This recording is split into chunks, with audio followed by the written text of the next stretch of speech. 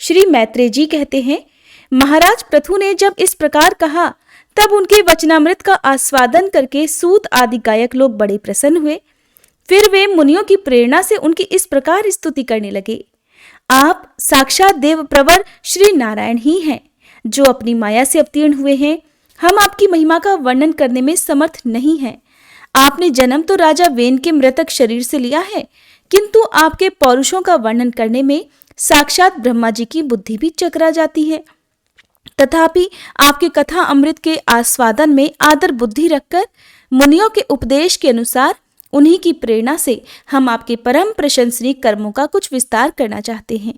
आप साक्षात श्री हरि के कलावतार हैं और आपकी कीर्ति बड़ी उदार है। ये धर्मधारियों में श्रेष्ठ महाराज पृथु लोक को धर्म में प्रवृत्त करके धर्म मर्यादा की रक्षा करेंगे तथा उसके विरोधियों को दंड देंगे। ये अकेले ही समय समय पर प्रजा के पालन पोषण और अनुरंजन आदि कार्य के अनुसार अपने शरीर में भिन्न भिन्न लोकपालों की मूर्ति को धारण करेंगे तथा यज्ञ आदि के प्रचार द्वारा स्वर्ग लोक और वृष्टि की व्यवस्था द्वारा भूलोक दोनों को ही हित साधन करेंगे। ये सूर्य के समान अलौकिक महिमान्वित प्रतापवान और समदर्शी होंगे।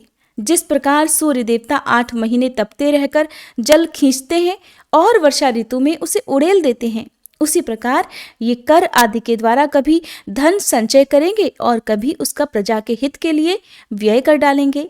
ये बड़े दयालु होंगे। यदि कभी कोई दीन पुरुष इनके मस्तक पर पैर भी रख देगा तो भी ये पृथ्वी के समान उसके इस अनुचित व्यवहार को सदा सहन करेंगे। कभी वर्षा नहीं होगी और प्रजा के प्राण संकट में पड़ जाएंगे तो ये राजवेशधारी श्री हरि इंद्र की भांति जल बरसाकर अनायास ही उसकी रक्षा कर लेंगे।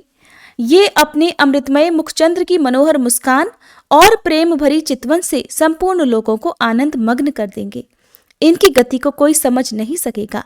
इनके कार्य भी गुप्त होंगे तथा उन्हें संपन्न करने का ढंग भी बहुत गंभीर होगा।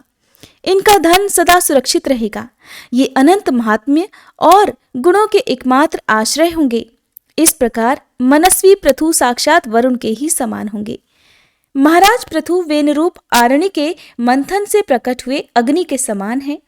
शत्रुओं के लिए ये अत्यंत दुर्धर्ष और दुस्सह होंगे। ये उनके समीप रहने पर भी सेना आदि से सुरक्षित रहने के कारण बहुत दूर रहने वाले से होंगे। शत्रु कभी इन्हें हरा नहीं सकेंगे। जिस प्रकार प्राणियों के भीतर रहने वाला प्राण रूप सूत्रात्मा शरीर के भीतर बाहर के समस्त व्यापारों को देखते रहने पर भी उदासीन रहता है, उसी प्रकार ये गुप्तचरों के द्वारा प्राणियों के गुप्त और प्रकट सभी प्रकार के व्यापार देखते हुए भी अपनी निंदा और स्तुति आदि के प्रति उदासीनवत रहेंगे। ये धर्म मार्ग में स्थित रहकर अपने शत्रु के पुत्र को भी दंडनीय न होने पर कोई दंड नहीं देंगे और दंडनीय होने पर तो अपने पुत्र को भी दंड दे देंगे। भगवान सूर्य मानसोत्तर पर्वत तक जितने प्रदेश को अपनी किरणों से प्रकाशित करते हैं, उस संपूर्ण क्षेत्र में इनका निष्कंटक राज्य रहेगा। ये अपने कार्यों से सब लोगों को सुख पहुंचाएंगे, उनका रंजन करेंगे। इससे उन मनोरंजनात्मक व्यापारों के कारण प्रजा इन्हें राजा कहेगी। ये बड़े दृढ़ संकल्प, सत्य प्रतिज्ञ, ब्राह्मण भक्त, वृद्धों की सेवा करने वाले, शरणागत वत्सल, सभी प्राणियों को मान सम्मान देने वाले और दीनों पर दया करने वाले होंगे। ये पर स्त्री में माता के समान भक्ति रखेंगे, पत्नी को अपने आधे अंग के समान मानेंगे, प्रजा पर पिता के समान प्रेम रखेंगे और ब्रह्मवादियों के सेवक होंगे। दूसरे प्राणी इन्हें उतना ही चाहेंगे जितना अपने शरीर को चाहते हैं। वे सुहृदों के आनंद को बढ़ाएंगे। ये सर्वदा वैराग्यवान पुरुषों से विशेष प्रेम करेंगे और दुष्टों को दंडपाणी यमराज के समान सदा दंड देने के लिए उद्यत रहेंगे। तीनों गुणों के अधिष्ठाता और निर्विकार साक्षात श्री नारायण ने ही इनके रूप में अपने अंश से अवतार धारण किया है, जिनमें पंडित लोग अविद्यावश प्रतीत होने वाले इस नानात्व को ही मिथ्या समझने लगते हैं। ये अद्वितीय वीर और एक छत्र सम्राट होकर अकेले ही उद्याचल पर्यंत समस्त भूमंडल की रक्षा करेंगे तथा अपने जयशील रथ पर चढ़कर धनुष हाथ में लिए सूर्य के समान सर्वत्र प्रदक्षिणा अर्थात परिक्रमा करेंगे। उस समय जहां तहां सभी लोकपाल और पृथ्वीपाल इन्हें भेंटें समर्पित करेंगे। उनकी स्त्रियां इनका गुणगान करेंगी और इन आदिराज को साक्षात श्री हरि ही समझेंगी। ये प्रजापालक राजाधिराज होकर प्रजा के जीवन निर्वाह के लिए गौरूप धारिणी पृथ्वी का दोहन करेंगे और देवराज इंद्र के समान अपने धनुष के कोनों से बातों की बातों में पर्वत को तोड़ फोड़ कर पृथ्वी को समतल कर देंगे। रणभूमि में कोई भी इनका वेग नहीं सह सकेगा। जिस समय ये जंगल में पूंछ उठाकर विचरते हुए सिंह के समान अपने आजगव धनुष का टंकार करते हुए भूमंडल में विचरेंगे, उस समय सभी दुष्ट जन इधर उधर छिप जाएंगे। ये सरस्वती के उद्गम स्थान पर 100 अश्वमेध यज्ञ करेंगे। तब अंतिम यज्ञानुष्ठान के समय इंद्र इनके घोड़े को हरकर ले जाएंगे। अपने महल के बगीचे में इनकी एक बार भगवान सनत कुमार से भेंट होगी। अकेले उनकी भक्ति पूर्वक सेवा करके ये उस निर्मल ज्ञान को प्राप्त करेंगे जिससे परब्रह्म की प्राप्ति होती है। इस प्रकार जब इनके पराक्रम जनता के सामने आ जाएंगे, तब ये परम पराक्रमी महाराज जहां तहां अपने चरित्र की ही चर्चा सुनेंगे। इनकी आज्ञा का विरोध कोई भी नहीं कर सकेगा तथा ये सारी दिशाओं को जीतकर और अपने तेज से प्रजा के क्लेश रूप कांटे को निकालकर संपूर्ण भूमंडल के शासक होंगे। उस समय देवता और असुर भी इनके विपुल प्रभाव का वर्णन किया करेंगे। श्री मैत्रेय जी कहते हैं, इस प्रकार जब वंदी जन ने महाराज पृथु के गुण और कर्मों का बखान कर उनकी प्रशंसा की, तब उन्होंने भी उनकी बढ़ाई करके तथा उन्हें मनचाही वस्तुएं देकर संतुष्ट किया। उन्होंने ब्राह्मण आदि चारों वर्णों, सेवकों, मंत्रियों, पुरोहितों, पुरवासियों, देशवासियों तथा भिन्न भिन्न व्यवसायियों का भी सत्कार किया। विदुर जी ने पूछा, हे ब्राह्मण, पृथ्वी तो अनेक रूप धारण कर सकती है, उसने गऊ का रूप ही क्यों धारण किया? और जब महाराज पृथु ने उसे दुहा, तब बछड़ा कौन बना और दुहने का पात्र क्या हुआ? पृथ्वी देवी तो पहले स्वभाव से ही ऊंची नीची थी, उसे उन्होंने समतल किस प्रकार किया? और देवराज इंद्र उनके यज्ञ संबंधी घोड़े को हरकर क्यों ले गए? ब्रह्म ज्ञानियों में श्रेष्ठ भगवान सनत कुमार जी से ज्ञान और विज्ञान प्राप्त करके वे राजर्षि किस गति को प्राप्त हुए? पृथु रूप से सर्वेश्वर भगवान श्री कृष्ण ने ही अवतार ग्रहण किया था। अतः पुण्य कीर्ति श्री हरि के उस पृथु अवतार से संबंध रखने वाले जो और भी पवित्र चरित्र हो, वे सभी आप मुझसे कहिए। मैं आपका और श्री कृष्ण चंद्र का बड़ा अनुरक्त भक्त हूँ। श्री सूत जी कहते हैं, जब विदुर जी ने भगवान वासुदेव की कथा कहने के लिए इस प्रकार प्रेरणा की, तब श्री मैत्रेय जी प्रसन्न चित्त से उनकी प्रशंसा करते हुए कहने लगे। श्री मैत्रेय जी कहने लगे, हे विदुर जी, ब्राह्मणों ने महाराज पृथु का राज्याभिषेक करके उन्हें प्रजा का रक्षक उद्घोषित कर दिया। इन दिनों पृथ्वी अन्नहीन हो गई थी, इसलिए भूख के कारण प्रजाजनों के शरीर सूख कर कांटे हो गए थे। उन्होंने अपने स्वामी पृथु के पास आकर कहा, हे राजन, जिस प्रकार कोटर में सुलगती हुई आग से पेड़ जल जाता है, उसी प्रकार हम पेट की भीषण ज्वाला से जले जा रहे हैं।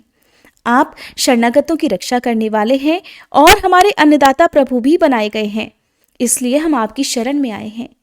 आप समस्त लोगों की रक्षा करने वाले हैं, आप ही हमारी जीविका के भी स्वामी हैं। अतः हे राजराजेश्वर, आप हम शुदा पीड़ितों को शीघ्र ही अन्न देने का प्रबंध कीजिए। ऐसा न हो कि अन्न मिलने से पहले ही हमारा अंत हो जाए। श्री मैत्रेय जी कहते हैं, हे कुरुवर, प्रजा का करुण क्रंदन सुनकर महाराज पृथु बहुत देर तक विचार करते रहे। अंत में उन्हें अन्नाभाव का कारण मालूम हो गया। पृथ्वी ने स्वयं ही अन्न और औषध आदि को अपने भीतर छुपा लिया है। अपनी बुद्धि से इस बात का निश्चय करके उन्होंने अपना धनुष उठाया और त्रिपुर विनाशक भगवान शंकर के समान अत्यंत क्रोधित होकर पृथ्वी को लक्ष्य बनाकर बाण चढ़ाया। उन्हें शस्त्र उठाए देखकर पृथ्वी कांप उठी और जिस प्रकार व्याघ्र के पीछा करने पर हरिणी भागने लगती है, उसी प्रकार वह डरकर गाय का रूप धारण करके भागने लगी। ये देखकर महाराज पृथु की आंखें क्रोध से लाल हो गईं। अब वे जहां जहां पृथ्वी गईं, वहां वहां धनुष पर बाण चढ़ाकर उनके पीछे ही लगे रहे। दिशा विदिशा, स्वर्ग, पृथ्वी और अंतरिक्ष में जहां जहां भी वह दौड़कर जाती, वहीं उसे महाराज पृथु हथियार उठाए अपने पीछे दिखाई देते। जिस प्रकार मनुष्य को मृत्यु से कोई नहीं बचा सकता, उसी प्रकार उसे त्रिलोकी में वेनपुत्र पृथु से बचाने वाला भी कोई नहीं मिला। तब वह अत्यंत भयभीत होकर दुखित मन से पीछे की ओर वापस लौटी और महाभाग पृथु जी से कहने लगी, धर्म के तत्व को जानने वाले शरणागत वत्सल राजन, आप तो सभी प्राणियों की रक्षा करने में तत्पर हैं, आप मेरी भी रक्षा कीजिए। मैं अत्यंत दीन और निरपराध हूं, आप मुझे क्यों मारना चाहते हैं? इसके सिवा आप तो धर्मज्ञ माने जाते हैं, फिर मुझ स्त्री का वध आप कैसे कर सकेंगे? स्त्रियां कोई अपराध करें तो साधारण जीव भी उन पर हाथ नहीं उठाते, फिर आप जैसे करुणामय और दीन वत्सल तो ऐसा भला कर ही कैसे सकते हैं? मैं तो एक सुदृढ़ नौका के समान हूं, सारा जगत मेरे ही आधार पर स्थित है, मुझे तोड़कर आप अपने को और अपनी प्रजा को जल के ऊपर कैसे रख पाएंगे? महाराज पृथु ने तब कहा, पृथ्वी, तू मेरी आज्ञा का उल्लंघन करने वाली है। तू यज्ञ में देवता रूप से भाग तो लेती है, किंतु उसके बदले में हमें अन्न नहीं देती, इसलिए आज मैं तुझे मार डालूंगा। तू जो प्रतिदिन हरी भरी घास खा जाती है और अपने थन का दूध नहीं देती, ऐसी दुष्टता करने पर तुझे दंड देना अनुचित तो नहीं कहा जा सकता। तू ना समझ है, तूने पूर्व काल में ब्रह्मा जी के उत्पन्न किए हुए अन्न आदि के बीजों को अपने में लीन कर लिया है और अब मेरी भी परवाह ना करके उन्हें अपने गर्भ से निकालती ही नहीं। अब मैं तुझे अपने बाणों से छिन्न भिन्न कर तेरे मेद से इन क्षुधातुर और दीन प्रजाजनों का करुण क्रंदन शांत कर पाऊंगा। जो दुष्ट अपना ही पोषण करने वाला तथा अन्य प्राणियों के प्रति निर्दय हो, वह पुरुष, स्त्री अथवा नपुंसक कोई भी क्यों ना हो, उसका मारना राजाओं के लिए न मारने के समान ही है। तू बड़ी गर्वीली और मदोन्मता है, इस समय माया से ही यह गाय का रूप बनाए हुए है। मैं बाणों से तेरे टुकड़े टुकड़े करके अपने योग बल से प्रजा को धारण करूंगा। इस समय महाराज पृथु काल की भांति क्रोधमयी मूर्ति धारण किए हुए थे। उनके ये शब्द सुनकर धरती कांपने लगी और उसने अत्यंत विनीत भाव से हाथ जोड़कर कहा, आप साक्षात परम पुरुष हैं तथा अपनी माया से अनेक प्रकार के शरीर धारण कर गुणमय जान पड़ते हैं। वास्तव में आत्मानुभव के द्वारा आप अधिभूत, आध्यात्म और आधिदैव संबंधी अभिमान और उससे उत्पन्न हुए राग द्वेष आदि से सर्वथा रहित हैं। मैं आपको बारंबार नमस्कार करती हूँ। आप संपूर्ण जगत के विधाता हैं। आपने ही यह त्रिगुणात्मक सृष्टि रची है और मुझे समस्त जीवों का आश्रय बनाया है। आप सर्वथा स्वतंत्र हैं। हे प्रभु, जब आप ही अस्त्र शस्त्र लेकर मुझे मारने को तैयार हो गए, तब मैं और किसकी शरण में जाऊं? कल्प के आरंभ में आपने अपने आश्रित रहने वाली अनिर्वचनीय माया से ही इस चराचर जगत की रचना की थी और उस माया के ही द्वारा आप इसका पालन करने के लिए तैयार हुए हैं। आप धर्मपरायण हैं, फिर भी मुझ गोरूप धारिणी को किस प्रकार मारना चाहते हैं? आप एक होकर भी मायावश अनेक रूप जान पड़ते हैं तथा आपने स्वयं ब्रह्मा को रचकर उनसे विश्व की रचना करवाई है। आप साक्षात सर्वेश्वर हैं। आपकी लीलाओं को अजितेंद्रिय लोग कैसे जान सकते हैं? उनकी बुद्धि तो आपकी दुर्जन माया से ही विक्षिप्त हो रही है। आप ही पंचभूत इंद्रिय, उनके अधिष्ठात्र देवता, बुद्धि और अहंकार रूप अपनी शक्तियों के द्वारा क्रमशः जगत की उत्पत्ति, स्थिति और संहार करते हैं। भिन्न भिन्न कार्यों के लिए समय समय पर आपकी शक्तियों का आविर्भाव, तिरोभाव हुआ करता है। आपको मेरा नमस्कार है।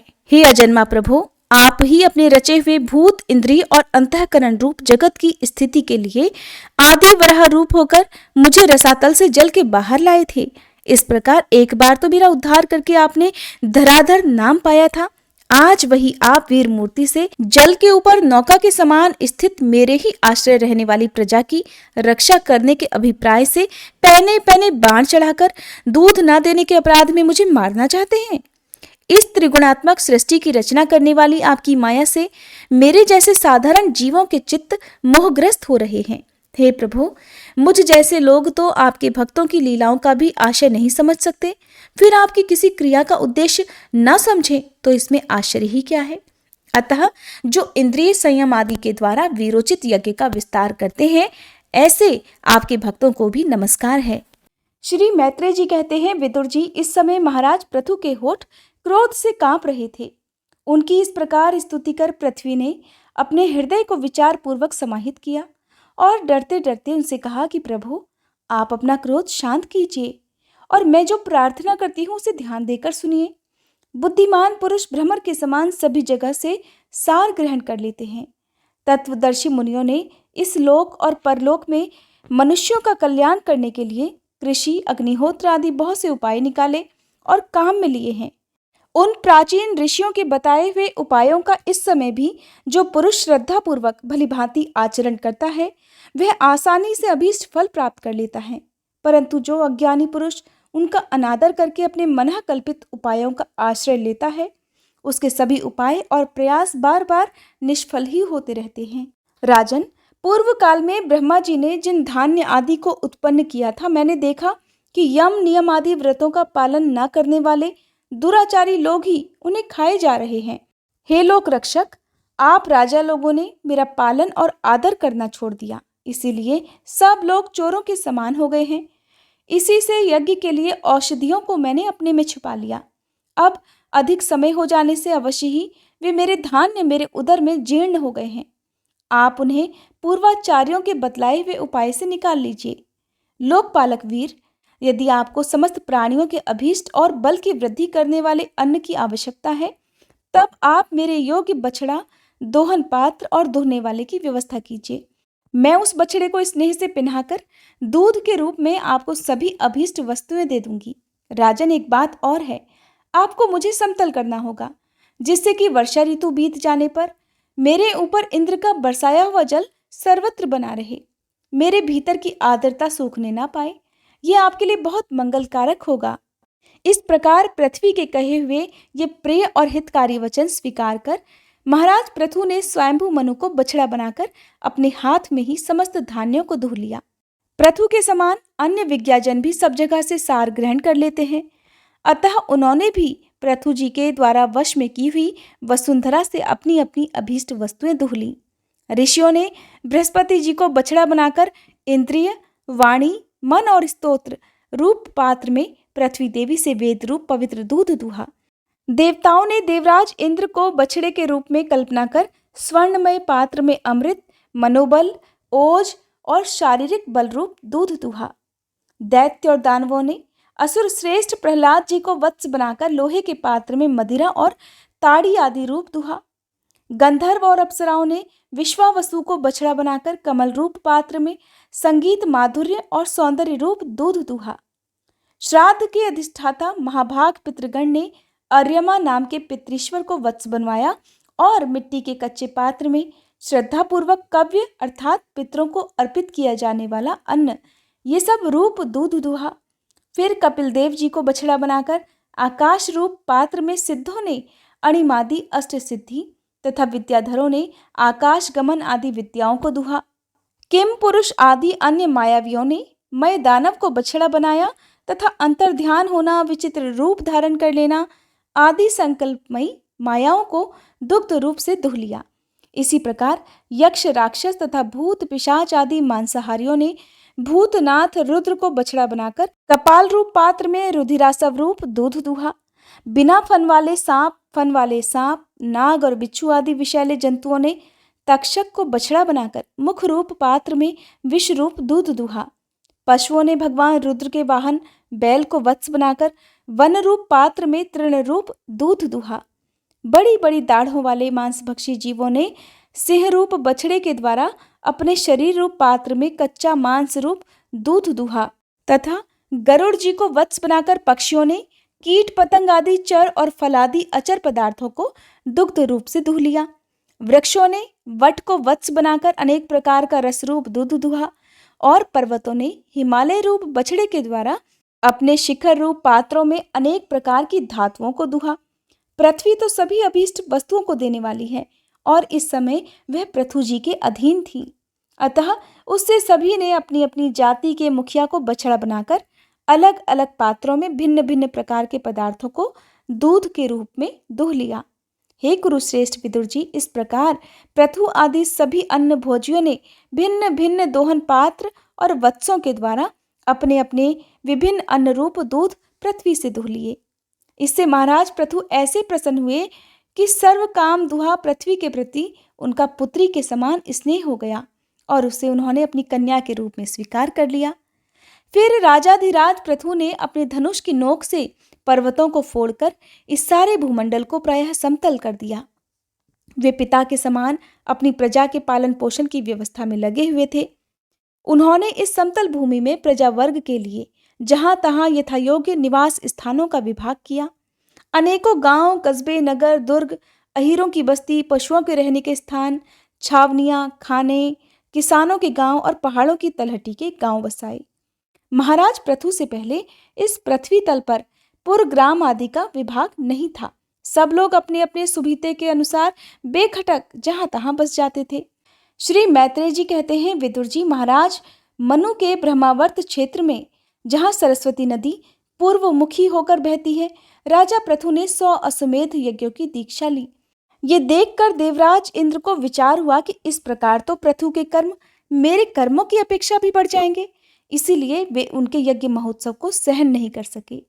महाराज पृथु के यज्ञ में सबके अंतरात्मा सर्वलोक पूज्य जगदीश्वर भगवान श्री हरि ने यज्ञेश्वर रूप से साक्षात दर्शन दिया था।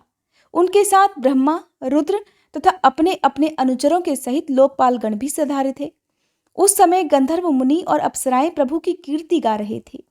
सिद्ध, विद्याधर, दैत्य, दानव, यक्ष, सुनंदन, नंदादि भगवान के प्रमुख पार्षद और जो सर्वदा भगवान की सेवा के लिए तत्पर रहते हैं, वे कपिल, नारद, दत्तात्रेय और सनक आदि योगेश्वर भी उनके साथ आए थे।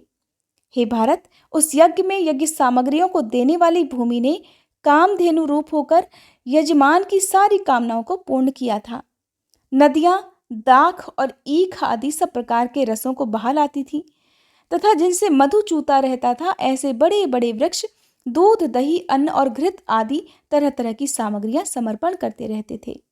समुद्र बहुत सी रत्न राशियां, पर्वत, भक्ष्य, भोज्य, चोक्ष और लेह्य 4 प्रकार के अन्न तथा लोकपालों के सहित संपूर्ण लोक तरह तरह के उपहार उन्हें समर्पित करते थे। महाराज पृथु तो एकमात्र श्री हरि को ही अपना प्रभु मानते थे। उनकी कृपा से उस यज्ञानुष्ठान में उनका बड़ा उत्कर्ष हुआ, किंतु ये बात देवराज इंद्र को सहन नहीं हुई और उन्होंने उसमें विघ्न डालने का प्रयास किया। जिस समय महाराज पृथु अंतिम यज्ञ द्वारा भगवान यज्ञपति की आराधना कर रहे थे, देवराज इंद्र ने ईर्ष्यावश गुप्त रूप से उनके यज्ञ का घोड़ा चुरा लिया। देवराज इंद्र ने अपनी रक्षा के लिए कवच रूप से पाखंड वेश धारण कर लिया था, जो अधर्म में धर्म का भ्रम उत्पन्न करने वाला है, जिसका आश्रय लेकर पापी पुरुष भी धर्मात्मा सा जान पड़ता है। इस वेश में वे घोड़े को लेकर बड़ी तेजी से आकाश मार्ग से जा रहे थे कि उन पर भगवान अत्रि की दृष्टि पड़ गई। उनके कहने से महाराज पृथु का महारथी पुत्र इंद्र को मारने के लिए उनके पीछे दौड़ा तो बड़े क्रोध से बोला, अरे खड़ा रहे, खड़ा रहे।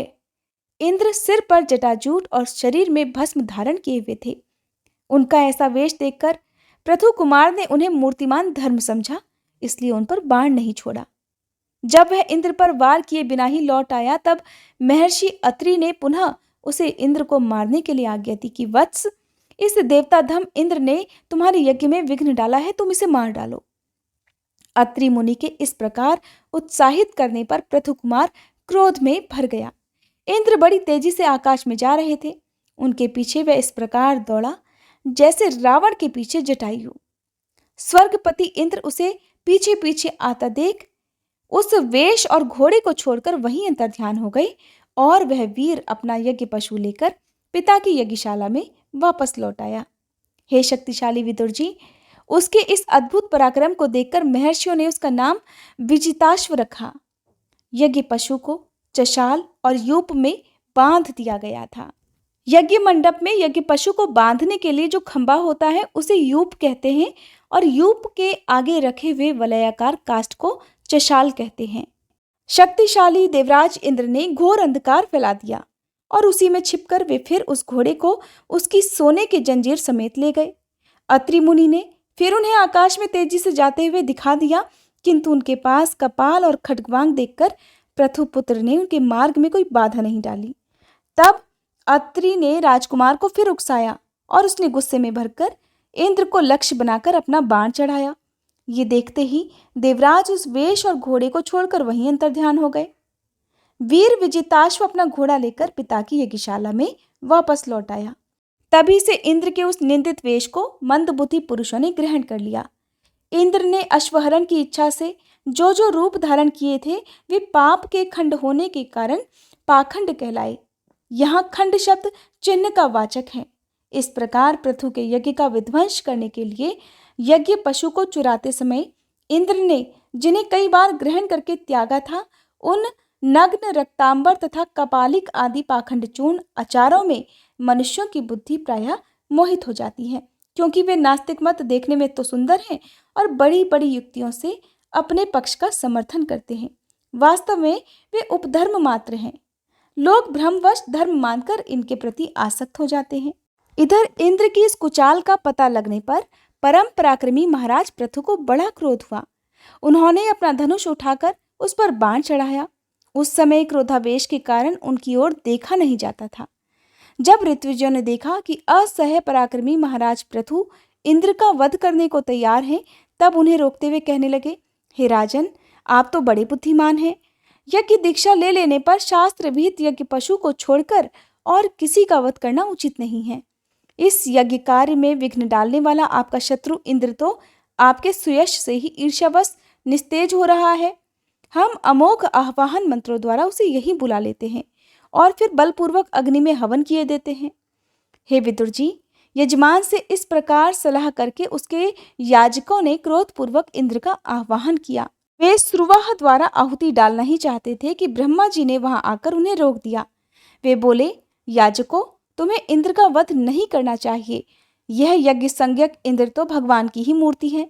तुम यज्ञ द्वारा जिन देवताओं की आराधना कर रहे हो वे इंद्र के ही तो अंग हैं और उसे तुम यज्ञ द्वारा मारना चाहते हो। पृथु के इस यज्ञ अनुष्ठान में विघ्न डालने के लिए देवराज इंद्र ने जो पाखंड फैलाया है वह धर्म का उच्छेदन करने वाला है। इस बात पर तुम ध्यान दो। अब उससे अधिक विरोध मत करो, नहीं तो वह और भी पाखंड मार्गों का प्रचार करेगा। अच्छा, परम यशस्वी महाराज पृथु के फिर 99 ही यज्ञ रहने दो। फिर राजर्षि पृथु से कहने लगे कि राजन, आप तो मोक्ष धर्म के जानने वाले हैं, अतः अब आपको इन यज्ञानुष्ठानों की आवश्यकता ही नहीं है। आपका मंगल हो। आप और इंद्र दोनों ही पवित्र कीर्ति भगवान श्री हरि के शरीर हैं, इसीलिए अपने ही स्वरूपभूत इंद्र के प्रति आपको क्रोध नहीं करना चाहिए। आपका यह यज्ञ निर्विघ्न समाप्त नहीं हुआ, इसके लिए आप चिंता मत कीजिए। हमारी बात आप आदरपूर्वक स्वीकार कीजिए। देखिए, जो मनुष्य विधाता के बिगाड़े हुए काम को बनाने का विचार करता है, उसका मन अत्यंत क्रोध में भरकर भयंकर मोह में फंस जाता है। बस इस यज्ञ को बंद कर दीजिए, क्योंकि इसी के कारण इंद्र के चलाए हुए पाखंडों से धर्म का नाश हो रहा है और क्योंकि देवताओं में बड़ा दुराग्रह होता है। जरा देखिए तो, जो इंद्र घोड़े को चुराकर आपके यज्ञ में विघ्न डाल रहा था, उसी के रचे हुए इन मनोहर पाखंडों की ओर सारी जनता खींची चली जा रही है। आप साक्षात विष्णु के ही अंश हैं। वेन के दुराचार से धर्म लुप्त हो रहा था। उस समयोचित धर्म की रक्षा करने के लिए ही आपने उसके शरीर से अवतार धारण किया है। अतः हे प्रजापालक पृथु जी, अपने इस अवतार का उद्देश्य विचार कर आप भृगु आदि विश्व रचयिता मुनीश्वरों का संकल्प पूर्ण कीजिए। यह प्रचंड पाखंड पथरूप इंद्र की माया अधर्म की जननी है, आप इसे नष्ट कर डालिए। श्री मैत्रेय जी कहते हैं, लोक गुरु भगवान ब्रह्मा जी के इस प्रकार समझाने पर प्रबल पराक्रमी महाराज पृथु ने यज्ञ का आग्रह छोड़ दिया और इंद्र के साथ प्रीतिपूर्वक संधि भी कर ली। इसके पश्चात जब वे यज्ञांत स्नान करके निवृत्त हुए, तब उनके यज्ञों से तृप्त हुए देवताओं ने उन्हें अभीष्ट वरदान दिए। आदिराज पृथु ने अत्यंत श्रद्धापूर्वक ब्राह्मणों को दक्षिणाएं दी तथा ब्राह्मणों ने उनके सत्कार से संतुष्ट होकर उन्हें अमोघ आशीर्वाद दिए। वे कहने लगे कि महाबाहो, आपके बुलाने से जो देवता, पितर, ऋषि और मनुष्य आदि आए थे, उन सभी का आपने दान मान से खूब सत्कार किया। श्री मैत्रेय जी कहते हैं कि हे विदुर जी, महाराज पृथु के 99 यज्ञों से यज्ञ भोक्ता यज्ञेश्वर भगवान विष्णु को भी बड़ा संतोष हुआ। उन्होंने इंद्र के सहित वहां उपस्थित होकर उनसे कहा कि हे राजन, तुम्हारे 100 अश्वमेध पूरे करने के संकल्प में इंद्र ने विघ्न डाला है। अब ये तुमसे क्षमा मांगना चाहते हैं, इसलिए तुम इन्हें क्षमा कर दो। नरदेव, जो श्रेष्ठ मानव साधु और सद्बुद्धि संपन्न होते हैं, वे दूसरे जीवों से द्रोह नहीं करते, क्योंकि ये शरीर ही आत्मा नहीं है। यदि तुम जैसे लोग भी मेरी माया से मोहित हो जाएं, तो समझना चाहिए कि बहुत दिनों तक की हुई ज्ञानी जनों की सेवा से केवल श्रम ही हाथ लगा। ज्ञानवान पुरुष इस शरीर को अविद्या और वासना तथा कर्मों का ही पुतला समझकर इसमें आसक्त नहीं होता।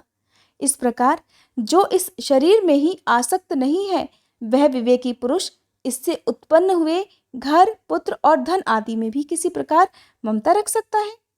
ये आत्मा एक शुद्ध स्वयं प्रकाश, निर्गुण, गुणों का आश्रय स्थान, सर्वव्यापक और अन्य आत्मा से रहित है, इसलिए शरीर से भिन्न है। जो पुरुष इस देह स्थित आत्मा को इस प्रकार शरीर से भिन्न जानता है, वह प्रकृति से संबंध रखते हुए भी उसके गुणों में लिप्त नहीं होता, क्योंकि उसकी स्थिति मुझ परमात्मा में रहती है। राजन, जो पुरुष किसी प्रकार की कामना न रखकर अपने वर्णाश्रम के धर्मों के द्वारा नित्य प्रति श्रद्धा पूर्वक मेरी आराधना करता है, उसका मन धीरे धीरे शुद्ध हो जाता है, और मन शुद्ध होने पर उसका विषयों से संबंध नहीं रहता तथा उसे तत्व ज्ञान की प्राप्ति हो जाती है। फिर तो वह मेरी समता रूप स्थिति को ही प्राप्त हो जाता है। इसलिए वीरवर, तुम उत्तम, मध्यम और अधम पुरुषों में समान भाव रखकर सुख दुख को भी एक सा समझो तथा मन और इंद्रियों को जीतकर मेरे ही द्वारा जुटाए हुए मंत्री आदि समस्त राजकीय पुरुषों की सहायता से संपूर्ण लोगों की रक्षा करो। राजा का कल्याण प्रजा पालन में ही है। इससे उसे परलोक में प्रजा के पुण्य का छठा भाग प्राप्त होता है। इसके विपरीत जो राजा प्रजा की रक्षा तो नहीं करता, किंतु उससे कर वसूल करता जाता है, उसका सारा पुण्य तो प्रजा छीन लेती है और बदले में उसे प्रजा के पाप का भागी होना पड़ता है। ऐसा विचार कर यदि तुम श्रेष्ठ ब्राह्मणों की सम्मति और पूर्व परंपरा से प्राप्त हुए धर्म को ही मुख्यतः अपना लो और कहीं भी आसक्त ना होकर इस पृथ्वी का न्यायपूर्वक पालन करते रहो, तो सब लोग तुमसे प्रेम करेंगे और कुछ ही दिनों में तुम्हें घर बैठे ही संकादी सिद्धों के दर्शन भी होंगे। राजन, तुम्हारे गुणों ने और स्वभाव ने मुझको वश में कर लिया है, अतः तुम्हें जो इच्छा हो मुझसे वर मांग लो। उन क्षमा आदि गुणों से रहित यज्ञ, तप अथवा योग के द्वारा मुझको पाना सरल नहीं है। मैं तो उन्हीं के हृदय में रहता हूँ जिनके चित्त में समता रहती है। श्री मैत्रेय जी कहते हैं कि हे विदुर जी, सर्वलोक गुरु श्री हरि के इस प्रकार कहने पर जगत विजयी महाराज पृथु ने उनकी आज्ञा शिरोधार्य की। देवराज इंद्र अपने कर्म से लज्जित होकर उनके चरणों में गिरना ही चाहते थे कि राजा ने उन्हें प्रेम पूर्वक अपने हृदय से लगा लिया और मनोमालिन्य निकाल दिया। फिर महाराज पृथु ने विश्वात्मा भक्त वत्सल भगवान का पूजन किया और क्षण क्षण में उमड़ते हुए भक्ति भाव में निमग्न होकर प्रभु के चरण कमल पकड़ लिए। श्री हरि वहां से जाना चाहते थे, किंतु पृथु के प्रति जो उनका वात्सल्य भाव था उसने उन्हें रोक लिया।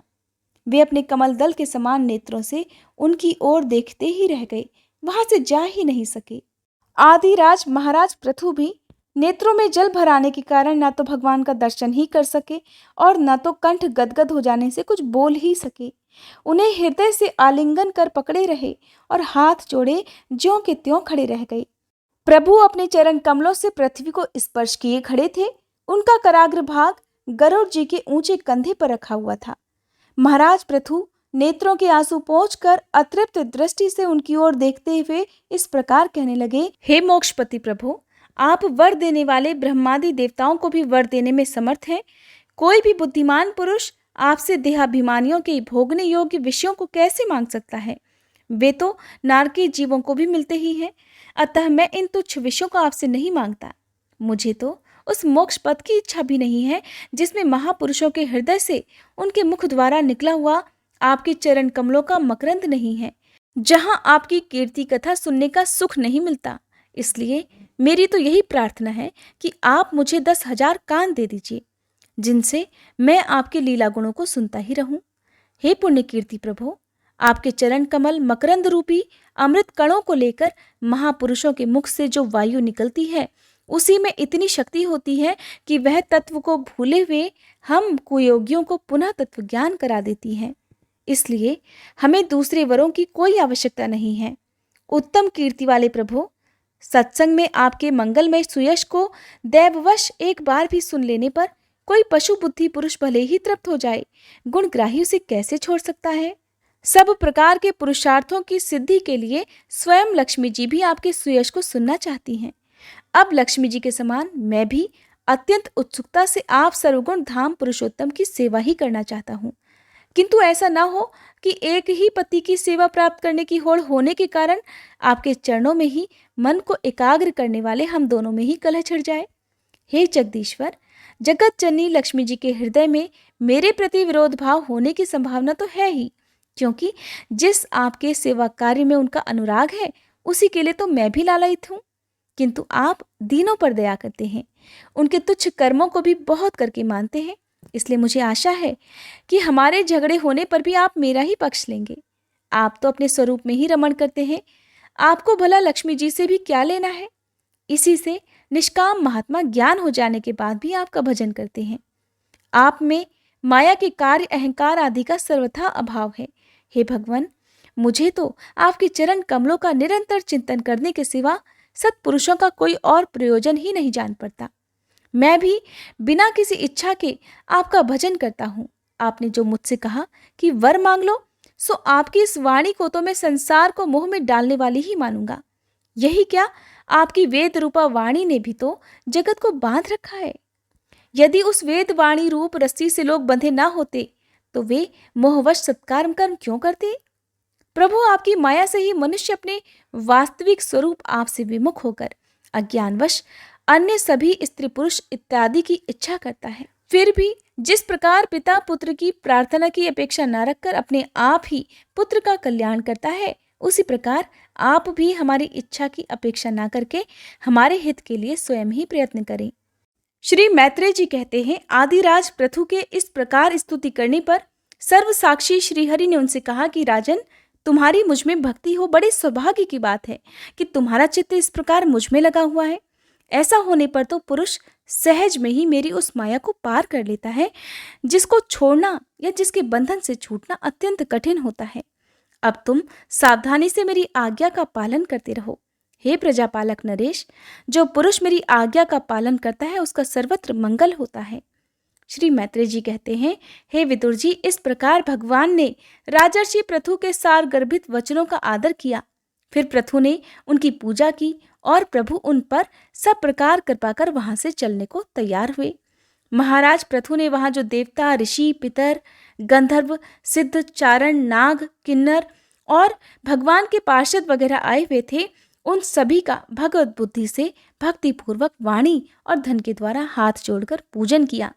इसके बाद वे सब अपने अपने स्थानों को चले गए। भगवान अच्युत भी राजा पृथु और उनके पुरोहितों का चित्त चुराते हुए अपने धाम को सिधार गए।